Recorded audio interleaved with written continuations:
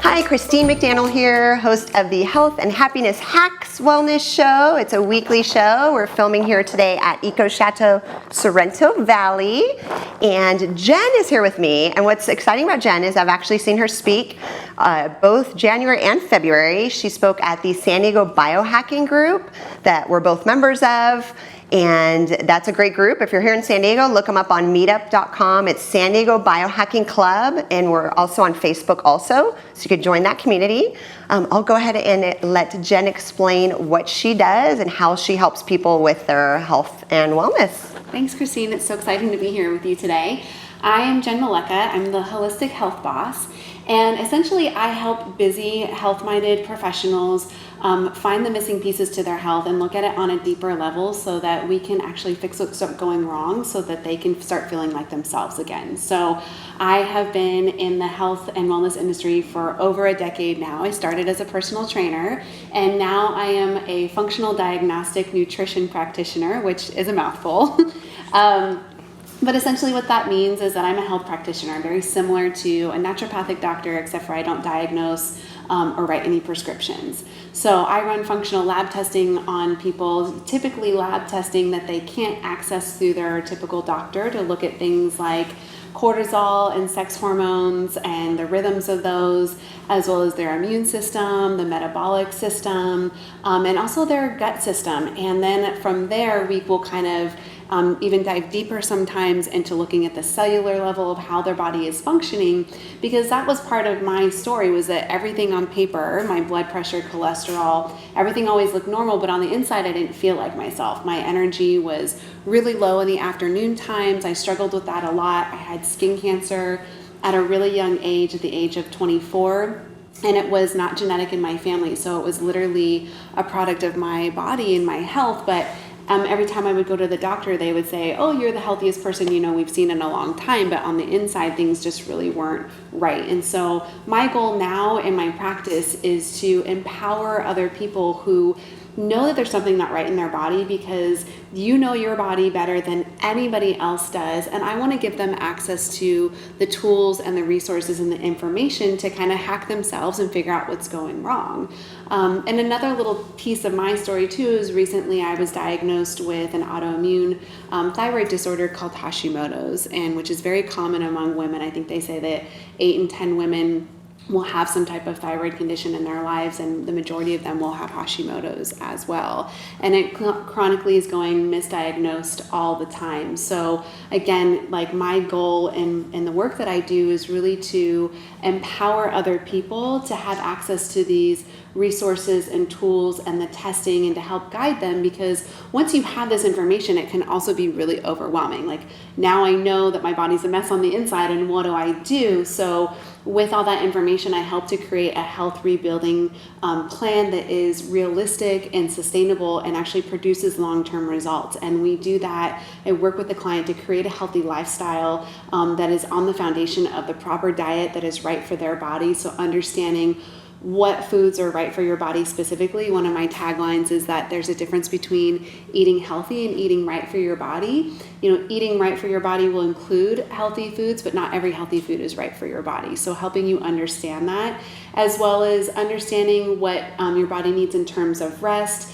exercise, looking at stress reduction, proper supplementation that's going to support the body where it needs it most. And then also looking at toxins. That's another huge category of health that is starting to become, more and more talked about, and something that we need to be paying more attention to. No, I love that. And what are some top toxic things that you're coming across the most in your practice? So a piece of my story is mold toxicity. So in my home, we actually had mold, and that's something that, you kind of start to attract people that are experiencing similar things. So I talk about that a lot with clients, as well as your personal care products. People don't realize that the lotion or the makeup that they're putting on their skin every single day, or the shampoo and conditioner that you're using, can be extremely toxic. They have parabens in them.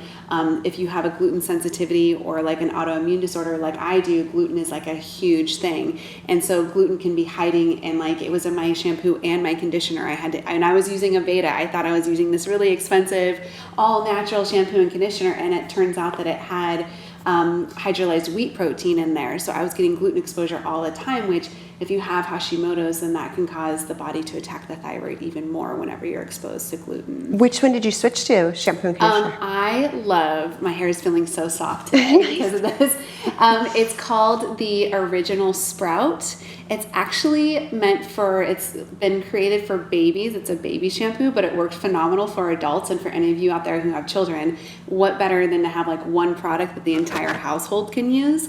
It smells amazing, but the Original Sprout is gluten-free, dairy-free, soy-free, corn-free. It's tea tree oil-free, and I think lavender, like some of the other maybe common essential oils and fragrances that people can have like a allergy or reaction to. So it's literally free of everything. It's free of sulfites. I color treat my hair, and it keeps my color, and my hair is soft and amazing all the time. Nice, I love that. And then backing up to the skin cancer diagnosis, you said 24? Yeah. How did you figure that out? Well, just like I mentioned earlier, you know your body better than anybody else does. And I had a new mole that popped up on my leg. It was like on the inside of my leg, down by my calf.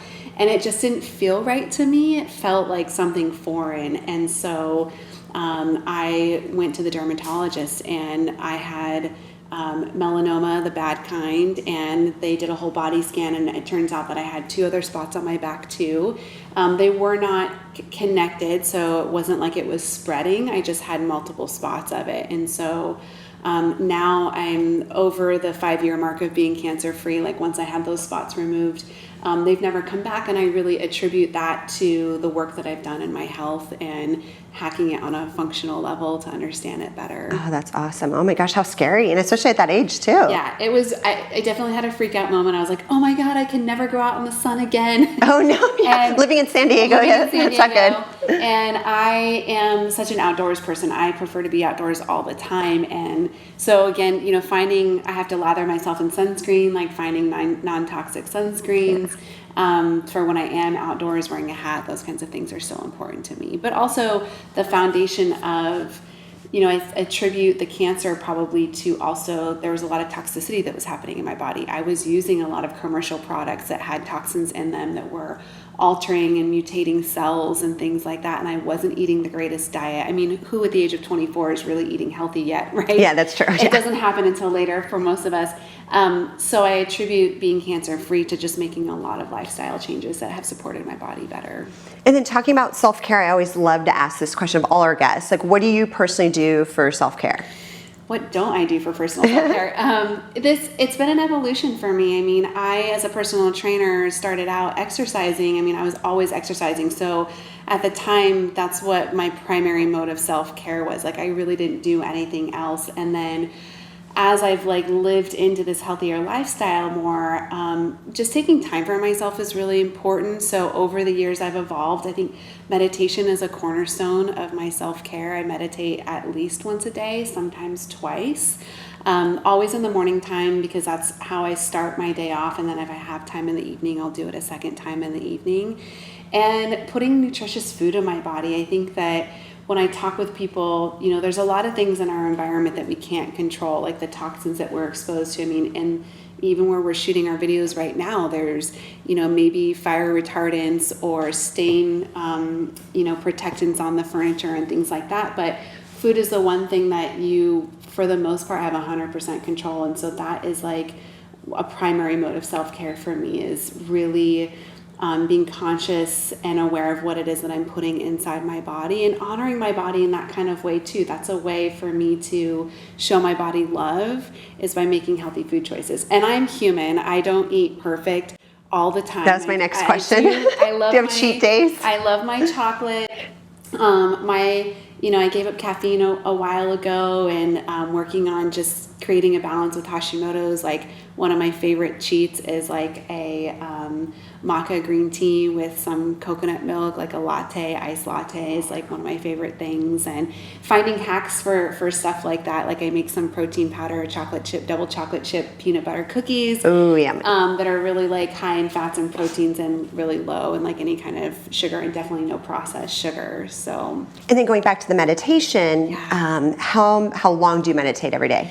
So my routine kind of changes on a month-to-month basis, because I am really into aligning my energy with the astrology and things like that. So like each month will kind of have a theme, and I will change my meditation accordingly. In the morning time though, what I always focus on is setting my intentions for the day. And so usually I'll meditate anywhere from 15 minutes to 30 minutes, just depending on what my routine in the morning time looks like. And that includes like usually some type of maybe Kundalini meditation where there's some breath work that's happening, or like a mantra. I do a little bit of journaling in the morning about what I want my intention to be for the day. And then I might do some more breath work or meditation to kind of seal that in, so that I love that. really heartfelt. Yeah. Cool. Good deal. And then what is your favorite book? And you probably have more than one, but you could say one or two different ones you like. I have a couple of favorite ones, just depending. So one of the books that I recommend for clients all the time, and it's more of a download book. It's for anybody out there who knows who Sean Croxton is. I don't know if you know who Sean Croxton is in Underground Wellness. Yes. Okay. So Sean Croxton is a mentor of mine, actually in college, and he wrote a book called The Dark Side of Fat Loss. And the reason that I love this book is because for anybody that's getting into kind of like altering their lifestyle and wanting to understand it better, he really lays a lot of the foundation in there. And especially going from a thought, like a mindset of the standard American diet and all the stuff that we're fed in the media, trying to understand like, well, why should I be eating organic? Why should I be buying grass-fed? What's important about being gluten-free? Like, he breaks it down in the book, and he adds humor to it. So it's really easy to read, and I will have all of my clients in the beginning read that book. Some of my more recent favorites also have been Dr. Amy Meyer's The Thyroid Connection, and I want to mention that because so many people are suffering with thyroid issues and they have no idea. Like I said, the statistics on the number of women in particularly that will be diagnosed or suffer from a thyroid problem sometime in their lifetime is astounding. And she, in that book, like covers everything that you need to know about thyroid as well as what to do about it. And it's a lot of the foundations that I teach my clients and help coach them through too. And I'm also have been really loving, for those of you who are, want to work on brain health, because it's like a huge, we need our brain for everything, right? So Dr. Karazian has Why Isn't My Brain Working? And it talks about, it addresses demographics everywhere from like children and how to optimize brain health for them for school, all the way up to, basically protecting yourself against like Alzheimer's disease, and what are nutritional compounds that you can be taking, and a lifestyle that supports that. And I think it's fascinating. I love that. No, and I eat so healthy, super clean during the week, because it's like I need my brain like operating at like 100% capacity. Yes. And your memory, like I just need to be on it. Yeah. And if I'm eating carbs or eating like a heavy lunch during a work day, like the rest of the day is not good. Yeah. Like I just notice it. So and I haven't heard of that book. So Oh my God, it's amazing. He yay. like breaks down the different lobes of the brain and tells you things to look for, and to see if they're not functioning optimally, and then certain nutritional compounds that actually work on that lobe of the brain specifically. So like curcumin as a nootropic anti-inflammatory agent, it's a simple supplement that anybody can take. And actually I was just listening to a podcast the other day about mitochondrial function and also MTHFR gene mutations. A lot of people are starting to pay attention to, they're doing the 23andMe testing and looking at gene mutations, and curcumin is actually an adaptogenic herb. Like if you have a gene mutation, you don't know if it's hyperactive or hypoactive, and adaptogenic herbs like this will help to balance whatever state it is in. And so curcumin can actually be really helpful for that too, which is fascinating. Oh, nice. Yeah. Oh, good. That's good. So that kind of leads to my next question. What would be because you have so many health hacks, I could already tell. She's already listed like 20, which is awesome. I hope you guys are taking notes. But what would be your number one like health or happiness hack?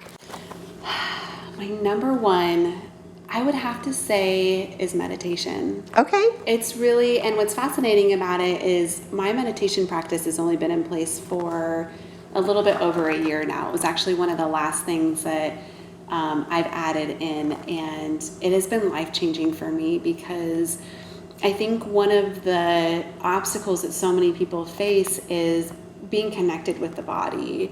And it's hard to decipher even the symptoms that you're experiencing if you've lost that connection. And so through meditation, you're able to quiet the mind. And just to preface that is that the goal of meditation is not to actually have a quiet mind, like it's to let all those thoughts kind of flow through. But as you practice meditation more, the mind naturally becomes more quiet and you become more attuned with yourself.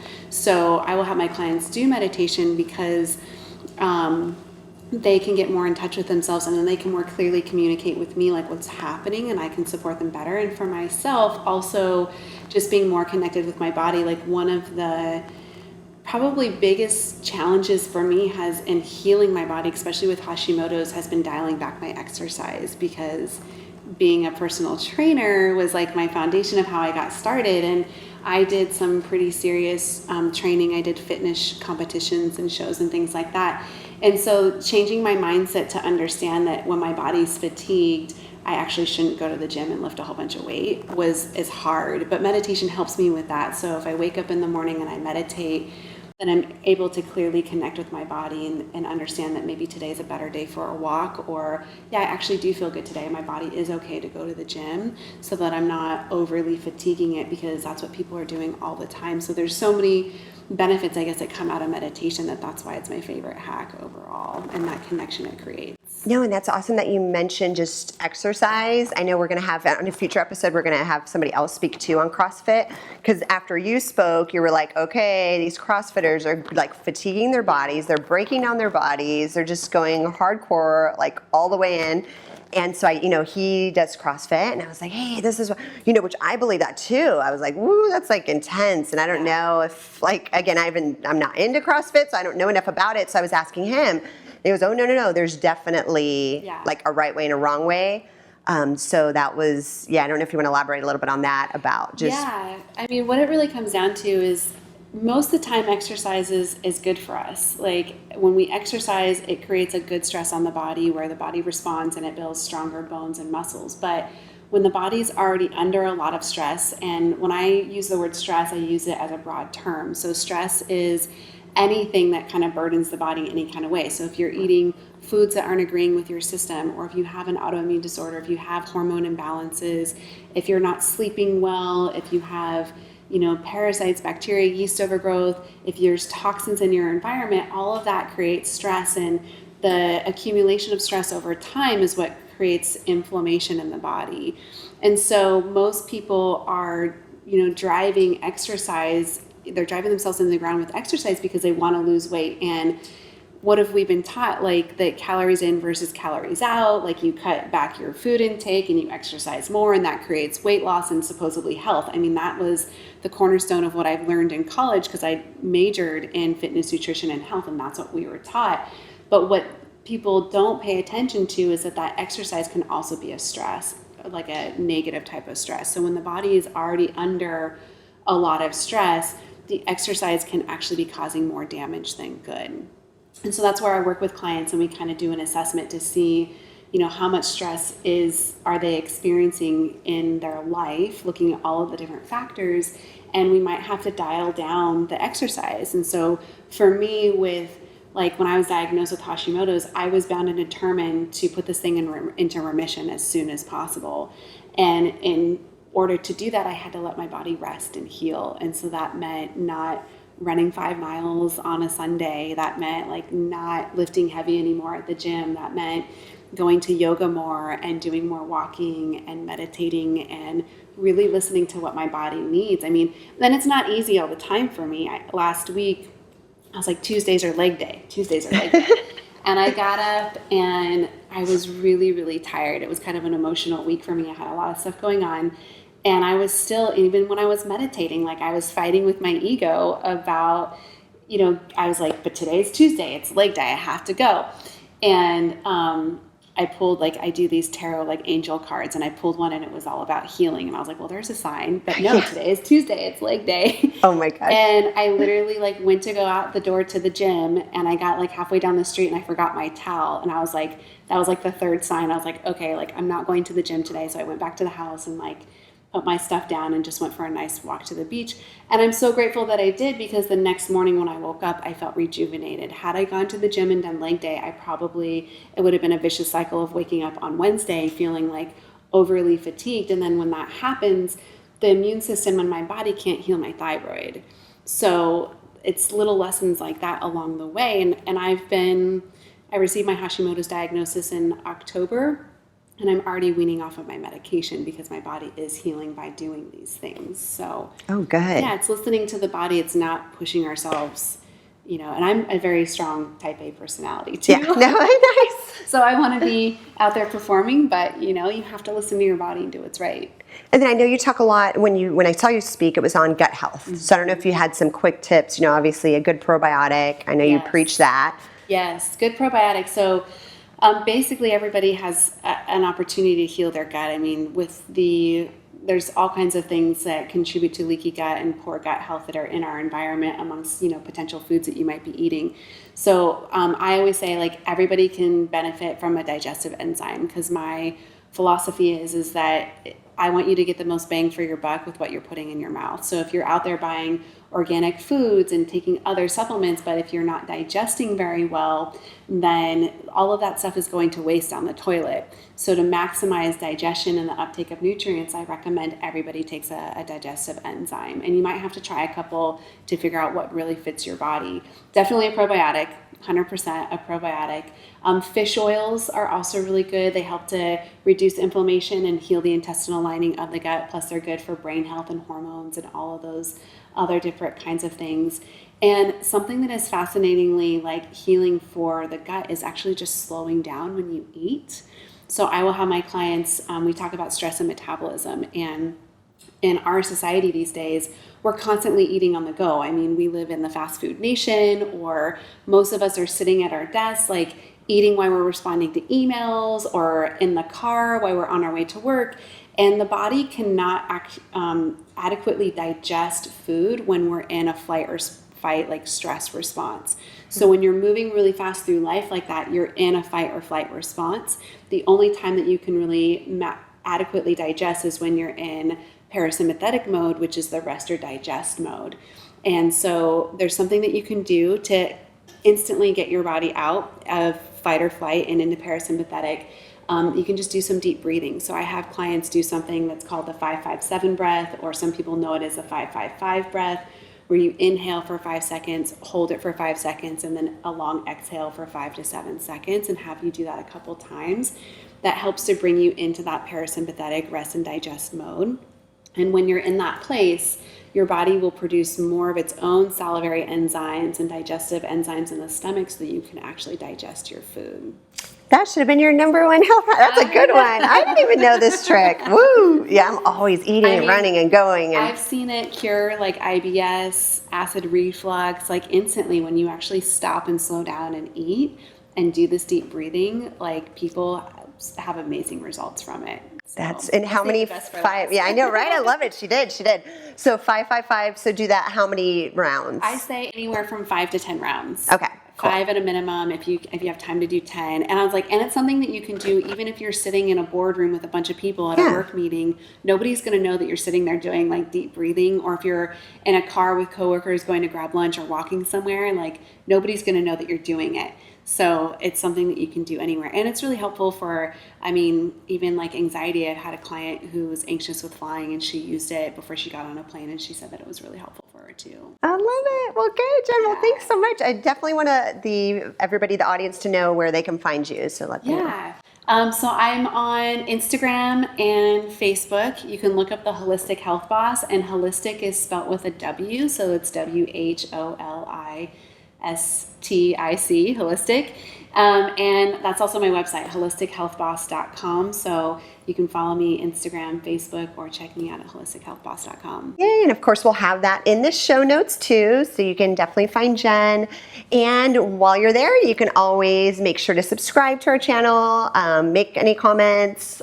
We appreciate that, and just getting amazing experts out there and just giving you guys these tips and tricks that you can immediately implement into your lives to have a happy and healthier life. So thank you so much for joining us. Bye. Bye.